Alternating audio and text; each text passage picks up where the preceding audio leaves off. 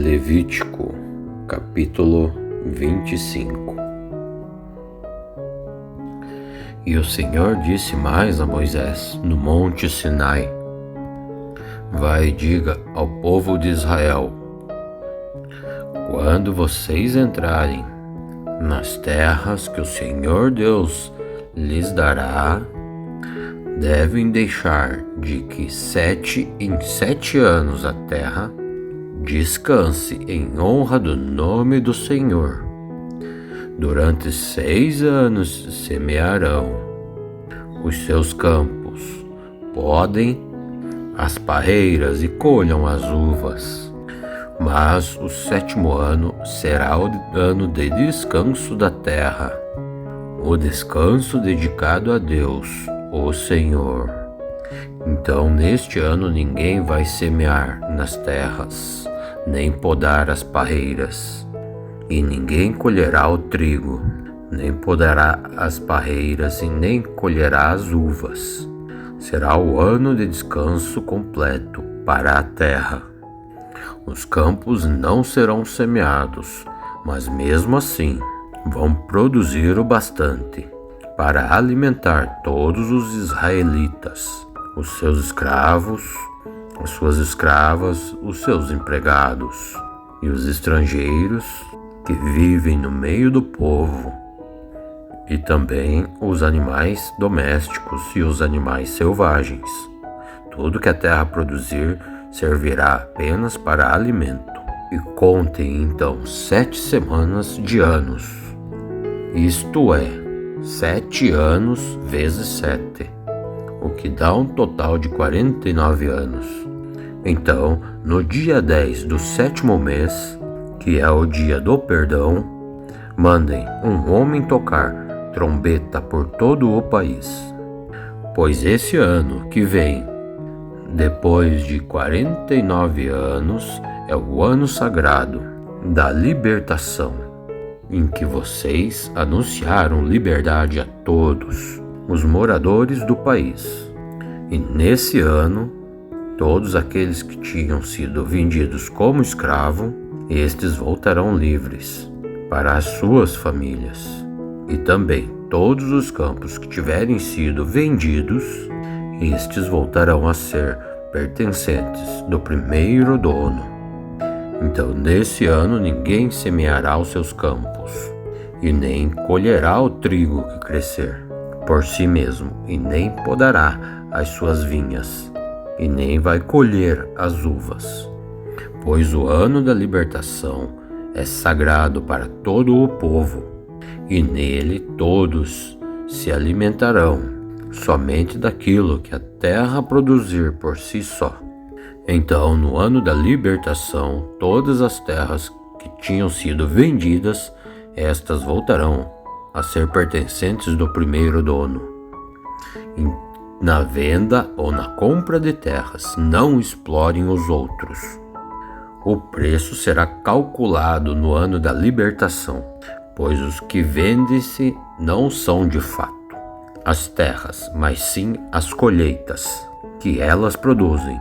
Portanto, o comprador descontará do preço o número de colheitas desde o último ano da libertação, e o vendedor calculará o preço na base dos anos de colheita que ainda faltam até o seguinte ano da libertação. Se ainda forem muitos anos, o preço subirá, mas se forem poucos os anos, o preço baixará.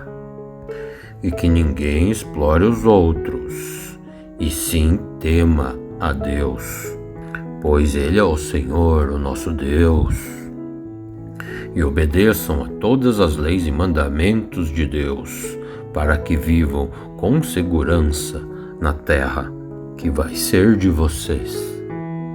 Pois ela produzirá bastante colheita, a qual servirá de alimento a todos vocês, e todos vão viver em segurança.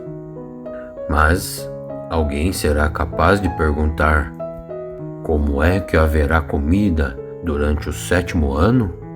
O ano que ninguém vai semear e nem fazer colheita? E a resposta será que Deus abençoará a terra. Então, no 6º ano, ela vai produzir colheitas que serão suficientes para 3 anos. Então, quando vocês forem semear no 8º ano, estarão comendo aquilo que colheram no 6º ano. E ainda haverá o bastante para comerem até a colheita do 9º ano. A terra é de Deus, então ela não será para sempre daquele que a comprar, pois Deus é o dono dela, e para ele nós somos estrangeiros, que mora por pouco tempo na terra dele. E assim, quando um terreno for vendido, o seu antigo dono é o primeiro a ter o direito a recomprá-lo. E se um israelita ficar pobre e precisar vender uma parte das suas terras, o seu parente mais chegado deve tornar a comprar o que ele vendeu. Mas se ele não tiver um parente que compre as terras, é possível que ele mais tarde fique rico outra vez, podendo assim tornar a comprar o terreno o qual vendeu. Ele irá descontar o valor das colheitas que o terreno tiver produzido desde o último ano da libertação e calculará o preço a pagar, tendo como base os anos de colheita que ainda faltarem até o seguinte ano da libertação, e assim ele será novamente o dono do terreno. Mas se ele não tiver o suficiente para tornar a comprar o terreno, então este ficará pertencendo ao comprador até o seguinte ano da libertação, e nesse ano o terreno voltará a pertencer ao primeiro dono. E se um homem vender uma casa que fica protegida por muralhas, ele terá o direito de comprar a casa novamente durante 1 ano depois da venda. Mas se dentro de 1 ano ele não a comprar, então ela ficará pertencente ao comprador e aos seus descendentes para sempre, e nem mesmo no ano da libertação a casa voltará a ser do primeiro dono. Porém, as casas que ficam em cidades sem muralhas são como os terrenos. Assim, o primeiro dono tem o direito de comprar a casa, e no ano da libertação ela volta a ser do primeiro dono. E os levitas têm sempre o direito de tornar a comprar a casa, que ficam nas cidades onde eles moram. Mas se o levita vender a sua casa numa dessas cidades e não tornar a comprá-la, então no ano da libertação a casa volta a ser dele, pois a casa da cidade onde os levitas moram serão sua propriedade permanente no meio do povo de Israel. Mas os campos em volta das cidades onde os levitas moram, esses não podem ser vendidos, pois eles pertencem aos levitas para sempre. E se um levita que mora perto de você ficar pobre e não puder se sustentar, então você tem o dever de tomar conta dele. Ajude-o como se ele fosse um estrangeiro que mora no meio do povo, a fim de que ele continue a morar perto de ti. E não cobre juros sobre o dinheiro que você lhe emprestar.